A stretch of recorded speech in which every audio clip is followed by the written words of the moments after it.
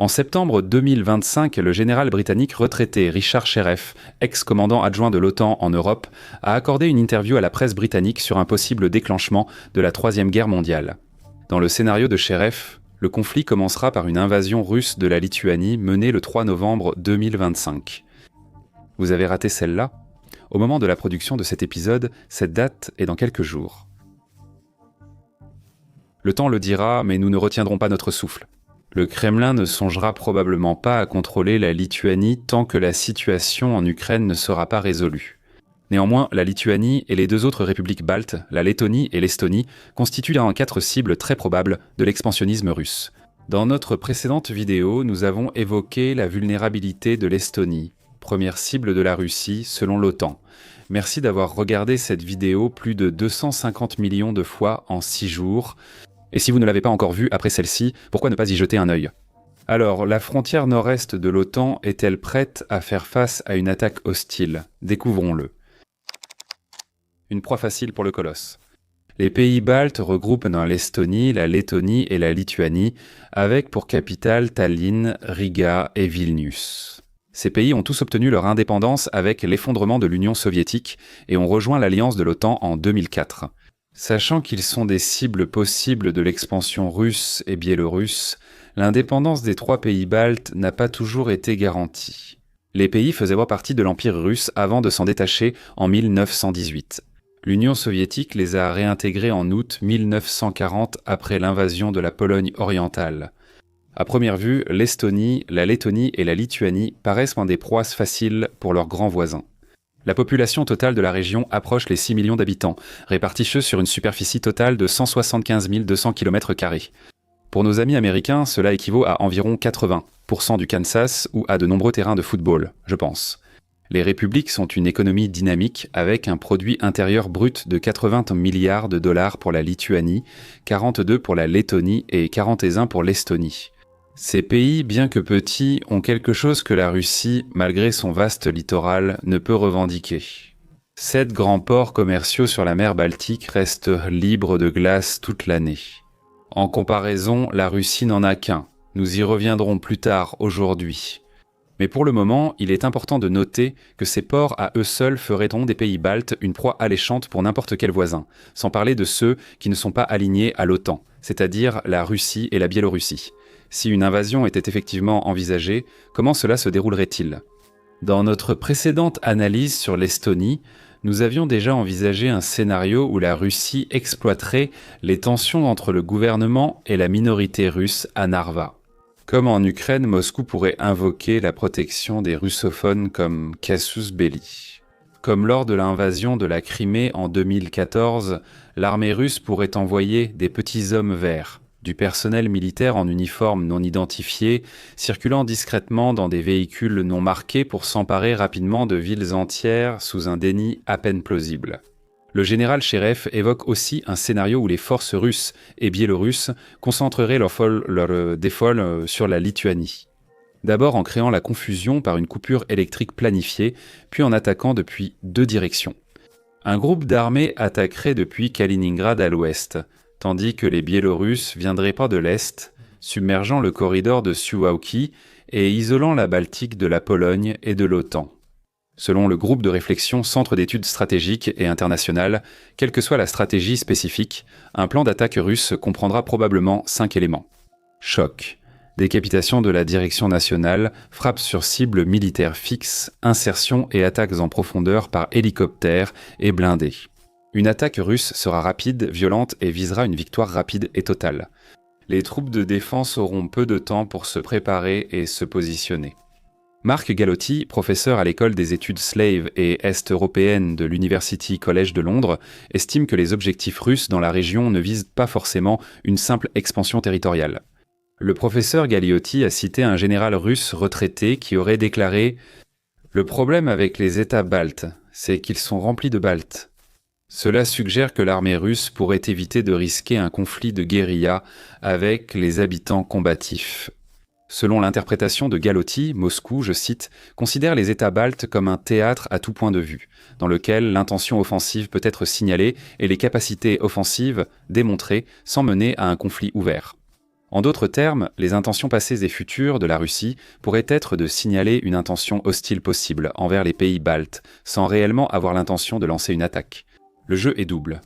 Premièrement, une bonne dose de démonstration de force pourrait tester l'engagement de l'OTAN à réellement défendre ses alliés baltes. En agissant ainsi, il pourrait tenter de contraindre l'Alliance à engager plus de ressources sur un nouveau théâtre, mettant à mal finances et main-d'œuvre.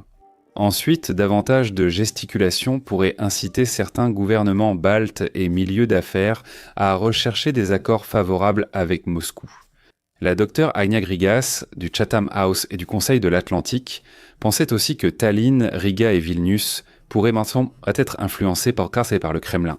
Citation. « Les États baltes sont vulnérables à la corruption et à l'influence extérieure en raison de la Russie et de facteurs internes.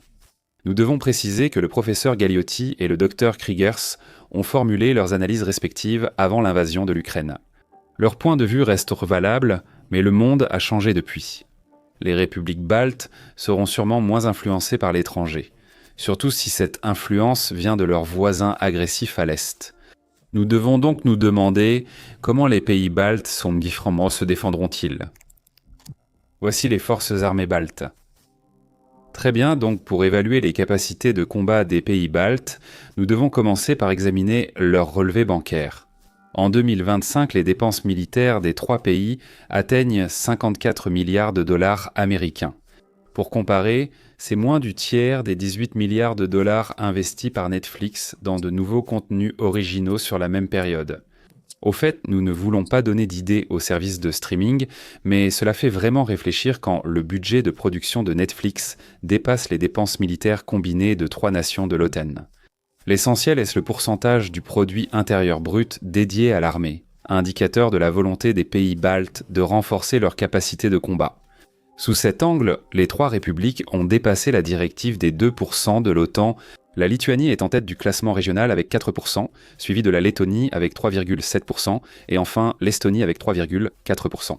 À titre de comparaison, les États-Unis consacrent 3,4% de leur produit intérieur brut à l'armée, bien que l'ampleur impressionnante de l'économie américaine signifie que les sommes réelles en jeu sont inimaginablement plus importantes.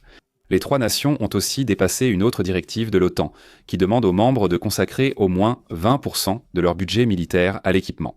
Encore une fois, la Lituanie donne l'exemple avec 46%. La Lettonie et l'Estonie sont à 35% et 25%, mais l'argent ne suffit pas à créer une force de combat. Quittons la finance et regardons les ressources humaines. La Lituanie peut former la plus grande armée grâce à la conscription, rétablie en 2015 après 7 ans d'arrêt. Les forces armées lituaniennes comptent 23 000 militaires actifs, dont la grande majorité sert dans l'armée de terre. Ces personnes peuvent être soutenues, si besoin par une réserve de plus de 100 000 hommes et par l'Union des tireurs lituaniens, organisation paramilitaire volontaire de 17 000 membres. Le ministère de la Défense nationale pourrait mobiliser et former environ 18 000 soldats, supplémentaires en 12 mois. Tout cela pour une population totale de seulement 2,8 millions d'habitants. Les forces navales comptent aussi sur la conscription, instaurée en 2023 pour maintenir leurs effectifs. Il s'agit d'un peu plus de 17 000 soldats, appuyés par une réserve de 38 000 hommes. En cas de besoin, environ 8 000 recrues peuvent être appelés à servir durant la première année d'un conflit. Quant à l'armée estonienne, elle peut sembler minuscule, même comparée à ses voisins déjà peu nombreux. Le pays ne compte qu'environ 7 700 militaires actifs, dont près de la moitié sont de jeunes conscrits.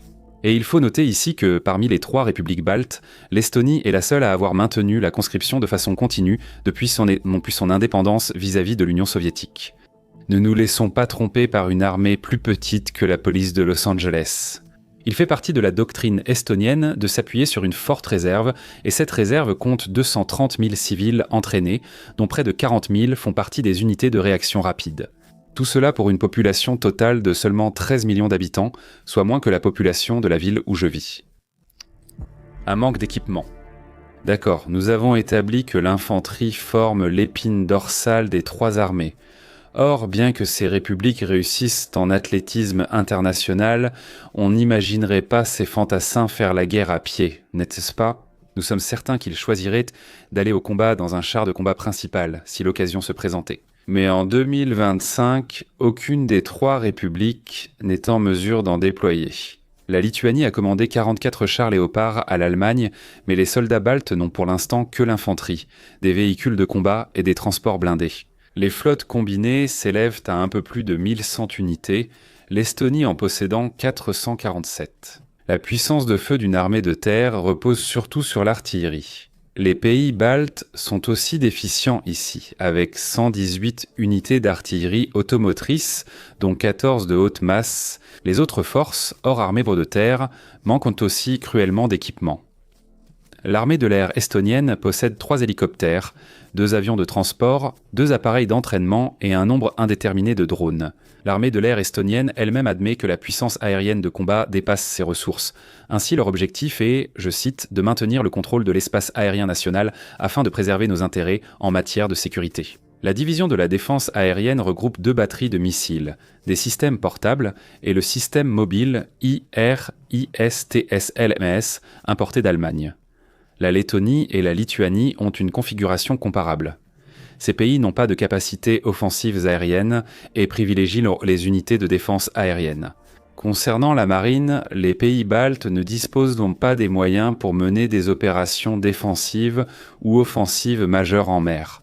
Leurs forces se concentrent sur la surveillance des côtes, des ports et surtout le déminage, principalement d'anciennes mines datant de la Seconde Guerre mondiale, encore dangereuses. Selon la marine estonienne, environ 80 000 mines ont été posées dans la Baltique pendant le conflit, et il a fallu plus de 30 ans pour n'en retirer que 1200, il vaut donc mieux éviter d'y pêcher.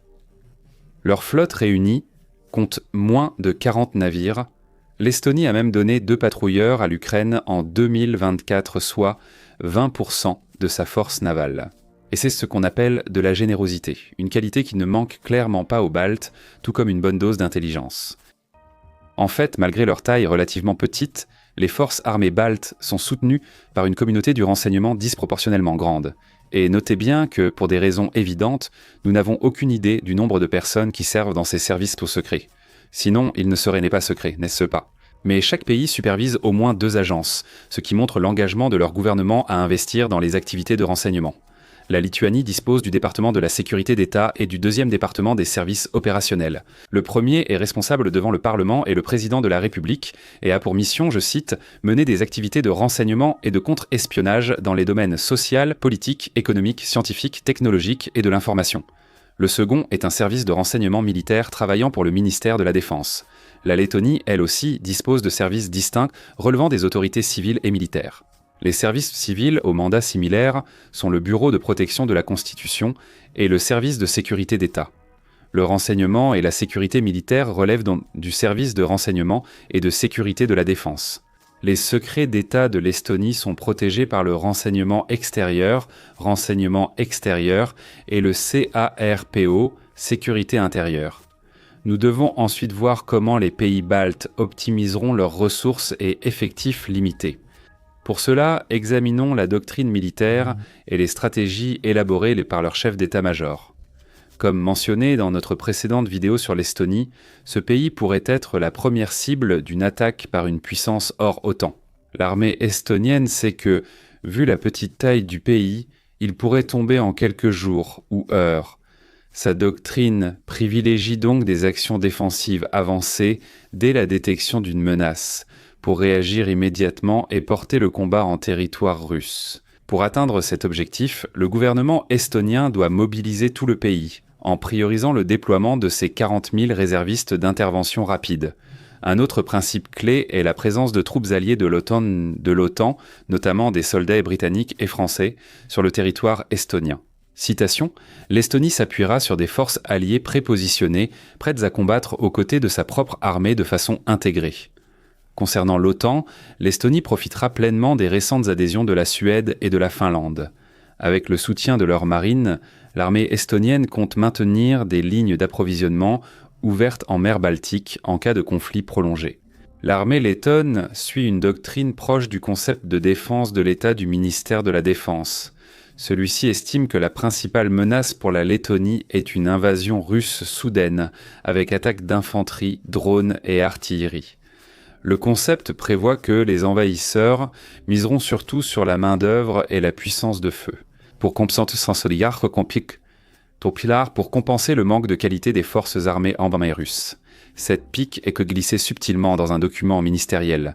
Le concept de défense ajoute que si la Russie prenait un territoire, lettonne, elle chercherait sans doute à le garder en menaçant d'un déploiement nucléaire. Je cite, pour dissuader l'intervention de renforts de l'OTAN. Cela nous conduit aux deux principes clés de la défense lettonne.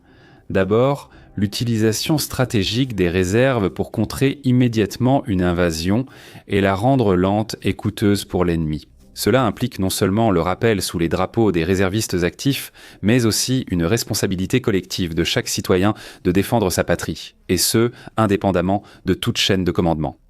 Voici une citation assez glaçante du ministère de la Défense.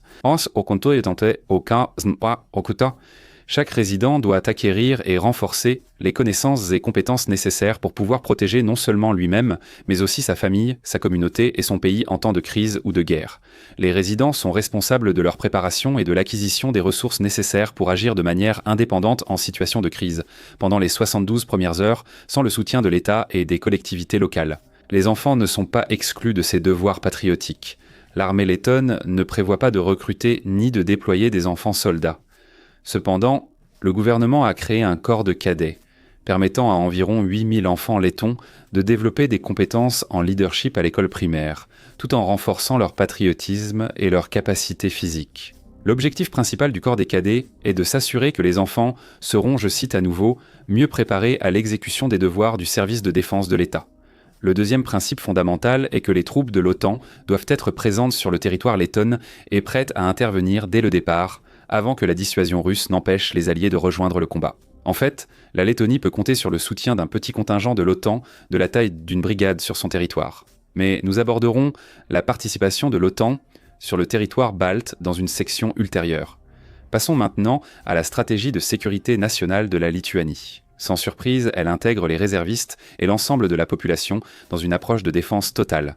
Ce concept est d'ailleurs inscrit à l'article 3 de la Constitution de la République, selon lequel, je cite, « La nation et chaque citoyen peuvent en s'opposer à quiconque menace par la force l'indépendance, l'intégrité territoriale et l'ordre constitutionnel de l'État lituanien. » La loi de 2024 sur les fondements de la sécurité nationale complète cet article, précisant que le gouvernement doit former tous les citoyens à la résistance universelle et à la défense civile.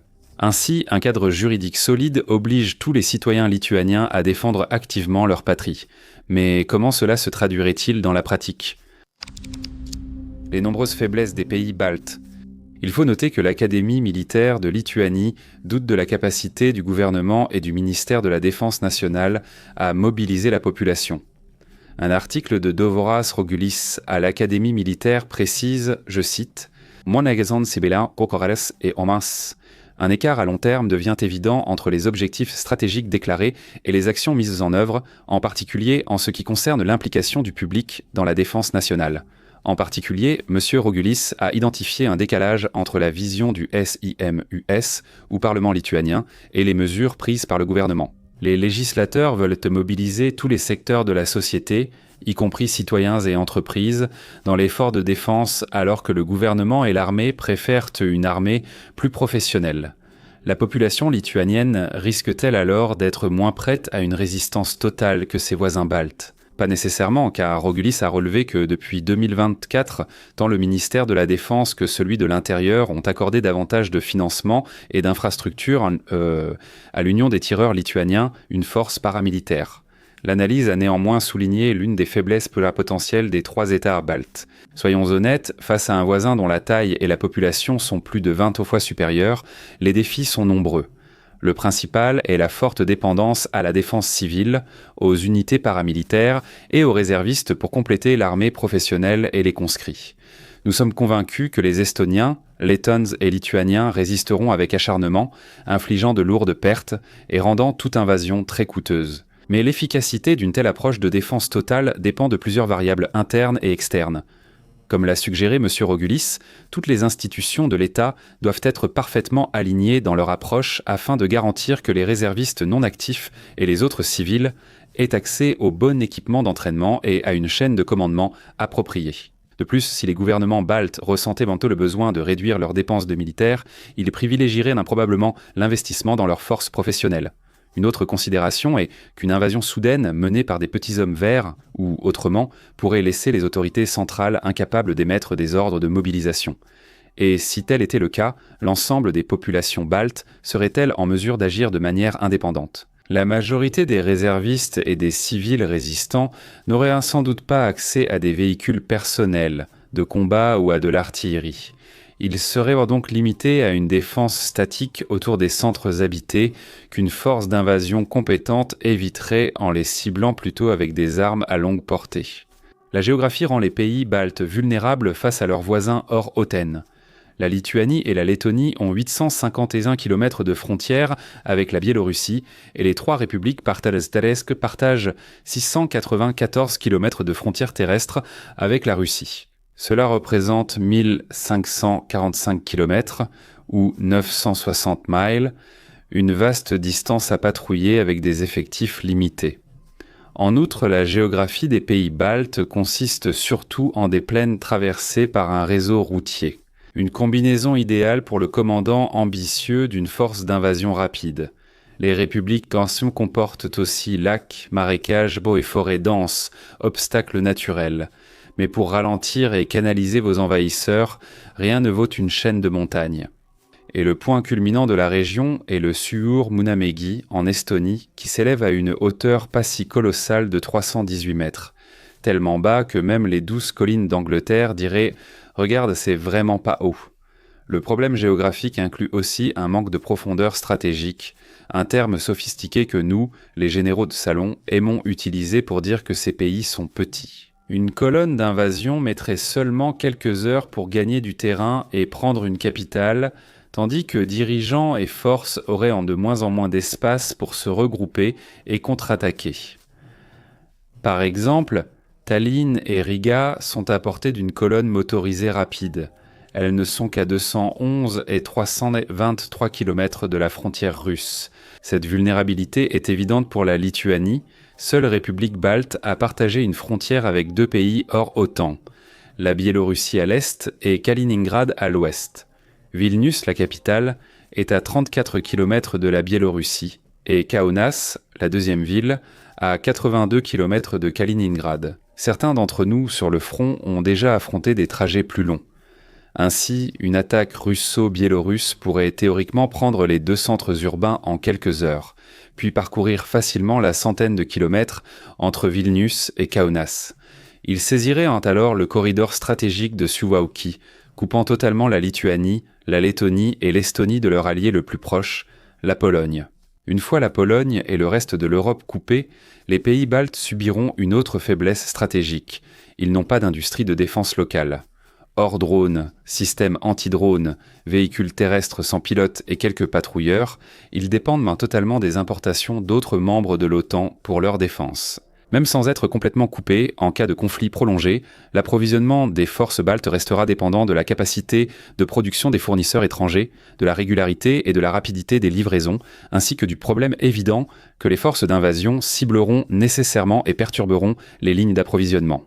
Même si les pays baltes développaient une industrie locale d'armement à une vitesse surnaturelle, ils devraient tout de même investir énormément d'argent pour équiper leurs forces avec du nouveau matériel. Comme nous l'avons mentionné plus tôt, leurs marines et leurs forces aériennes n'ont aucune capacité offensive et leurs armées de terre manquent d'une unité blindée adéquate.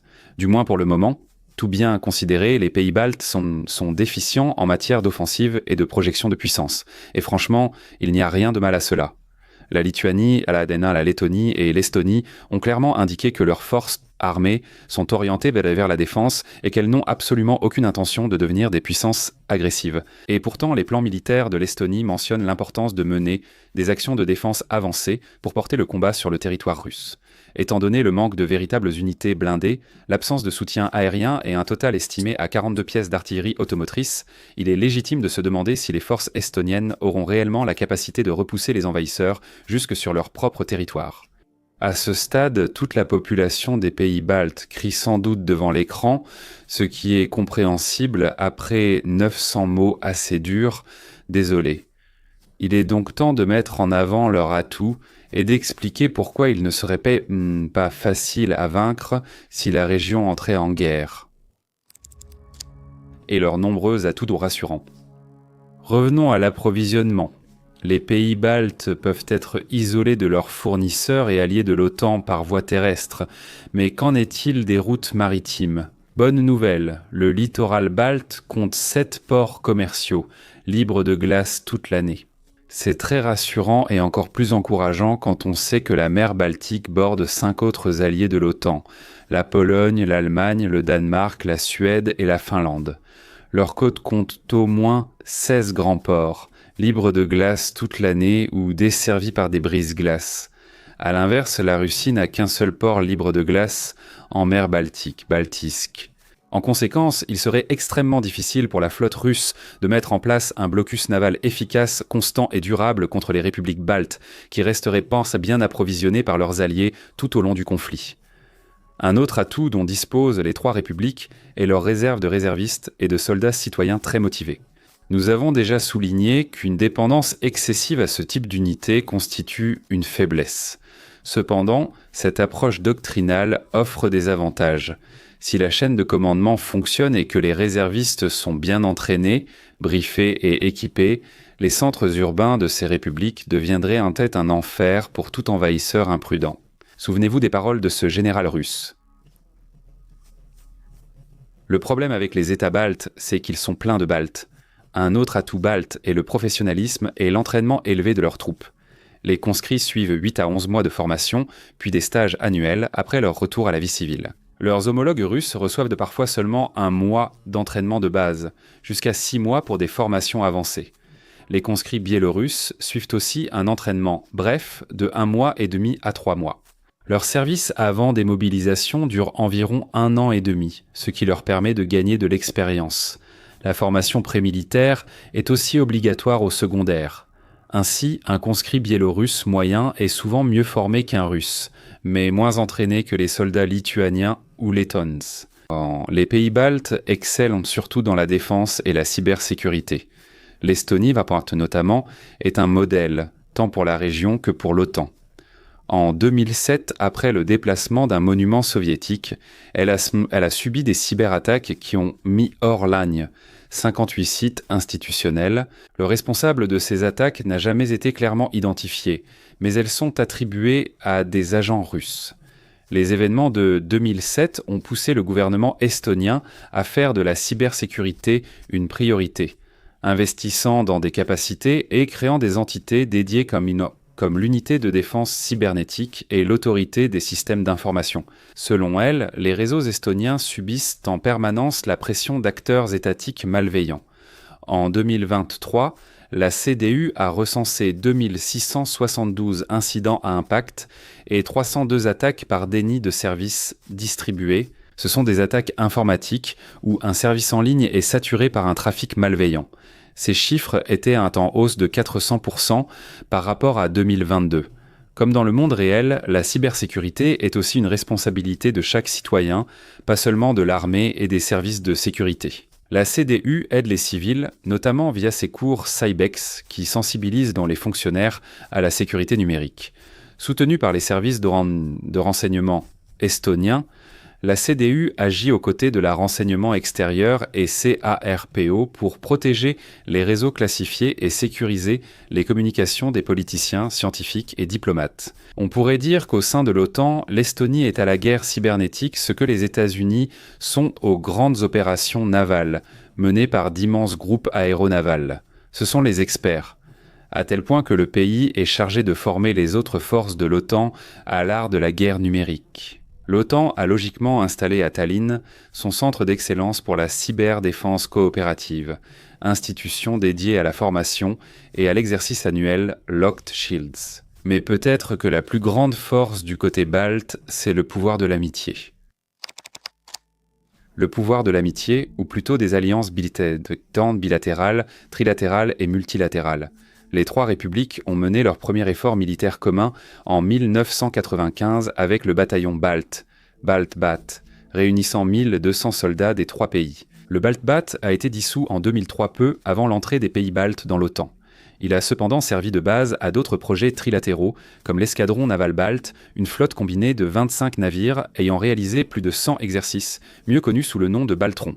En 1998, les forces aériennes régionales ont lancé BaltNet, le réseau de surveillance aérienne BALT. Et l'année suivante a vu la création du BALT DEFCOL, au nom un peu moins impressionnant, le collège de défense qui propose des cours aussi bien au personnel militaire qu'aux civils. Les étapantes à BALT bénéficient également du soutien d'un ami lointain mais très puissant, les États-Unis. Depuis 2021, le département de la Défense fournit des fonds importants à Tallinn, Riga et Vilnius via l'Initiative de sécurité balte, ou Initiative de sécurité balte et le Fonds de financement militaire étranger.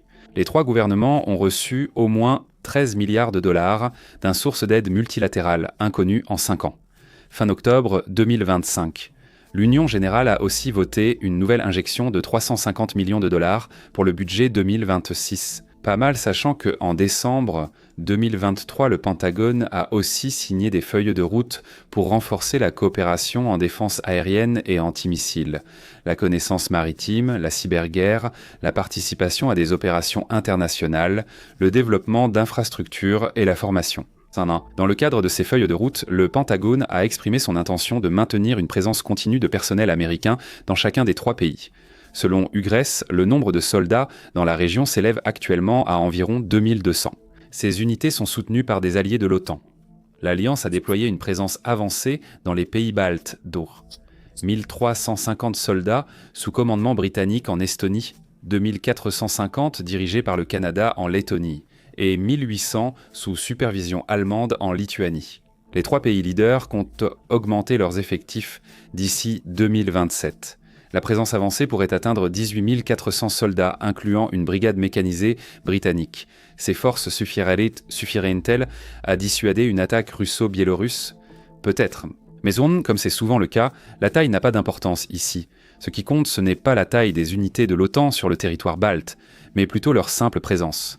Pour citer à nouveau un rapport de l'AGAL, les unités de l'OTAN sont destinées à dissuader l'agression russe en agissant comme un fil de déclenchement qui garantit une réponse de l'ensemble de l'Alliance en cas d'attaque russe. Ce concept de fil de déclenchement peut être interprété comme un signal clair à toute force d'invasion. Chers envahisseurs, nous espérons que vous allez bien et que le temps sera clément sur votre route.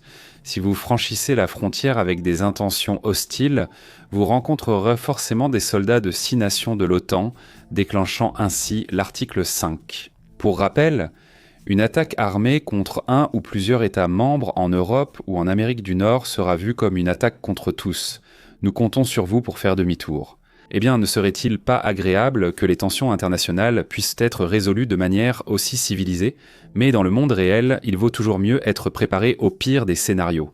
Et cette préparation consiste à rendre extrêmement difficile pour les forces d'invasion d'approcher ne serait-ce qu'à vue de ces personnes portant les uniformes de 6 nations de l'OTAN. Un défi qui prend la forme de la ligne balte. Élever les murs. En janvier 2024, les ministres de la Défense balte ont lancé l'initiative de la ligne de défense balte pour renforcer leurs frontières avec la Russie et la Biélorussie.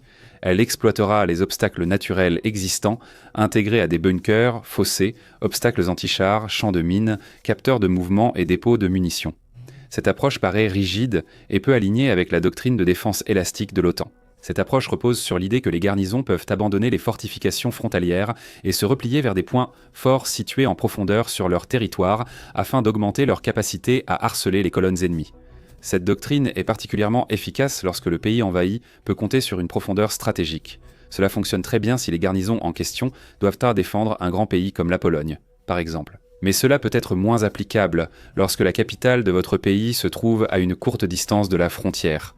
De plus, l'exemple des massacres de Boucha en mars 2022 perpétrés par les troupes russes lors des premières phases de l'invasion de l'Ukraine prouve que plus longtemps et plus efficacement vous tenez les assaillants éloignés des centres civils, mieux c'est. Un article de février 2025 du ministère letton de la Défense indique que l'investissement pour renforcer la frontière orientale atteindra 303 millions d'euros sur 5 ans, la ligne de défense pouvant être terminée d'ici 2030. Les pays baltes préparent aussi une autre barrière défensive. Voici le mur de drone, un concept approuvé par l'Union européenne fin septembre 2025. L'initiative impliquera les pays baltes, la Pologne et la Finlande, et se matérialisera sous la forme d'un réseau de capteurs, de brouilleurs, de logiciels d'intelligence artificielle, voire de missiles et de véhicules aériens sans pilote. Les 3 gouvernements baltes ont déjà alloué au total 29 millions à ce programme. Selon la chef de la politique étrangère de l'Union européenne, Kai Karlas, le budget devrait permettre d'achever le mur de drone d'ici 2027. Donc le mur de drone serait terminé en 2027 et la ligne de défense balte en 2030. Mais cela sera-t-il assez rapide ? Et même si les 3 pays baltes mènent toutes les initiatives à bien en un temps record, même si la présence avancée et renforcée de l'OTAN est augmentée, toutes ces mesures suffiraient-elles à dissuader une invasion ? Eh bien cela, bien sûr, n'est qu'une question d'opinion et de spéculation. À notre humble avis, il serait bien plus logique, d'un point de vue stratégique, que la Russie et son allié, la Biélorussie, laissent simplement les pays baltes tranquilles. N'hésitez pas à nous contredire dans les commentaires. Mais le gain matériel ultime de l'annexion de l'Estonie, de la Lettonie et de la Lituanie se résumerait à s'emparer d'un tronçon supplémentaire de littoral sur la mer Baltique, avec l'accès à 7 grands ports commerciaux bien équipés et sans glace. Mais cela serait-il vraiment si avantageux ? Le reste des côtes de la Baltique, et sans doute la mer Baltique elle-même, resterait-on fermement entre les mains d'une série de pays hostiles membres de l'OTAN, dont 2, le Danemark et la Suède, exerceraient un contrôle sur les détroits de l'Øresund et du Grand Belt, reliant la Baltique à la mer du Nord et donc à l'océan Atlantique. Prendre les 3 pays baltes repousserait certes les frontières de l'OTAN loin de la Russie, mais Moscou risquerait quand même d'être piégé sur les rives d'un lac contrôlé par l'OTAN. Ainsi, le coût d'une invasion et de son occupation ne garantirait pas forcément un retour sur investissement suffisant. Reprenons les analyses du professeur Gagliotti évoquées plus tôt. Il peut sembler contre-intuitif, mais le Kremlin aurait intérêt à laisser les pays baltes tels quels, car ils représentent un voisin petit et faible sur lequel exercer pression politique, diplomatique, économique et militaire, mettant ainsi à l'épreuve toute l'OTAN. Ce serait la chose rationnelle à faire. Bien sûr, en ces temps instables, il reste à débattre de savoir si l'avenir de l'Europe dépend encore du fait que les dirigeants mondiaux prennent un peu les bonnes décisions rationnelles. Nous vous laissons en juger, et merci de nous avoir regardés.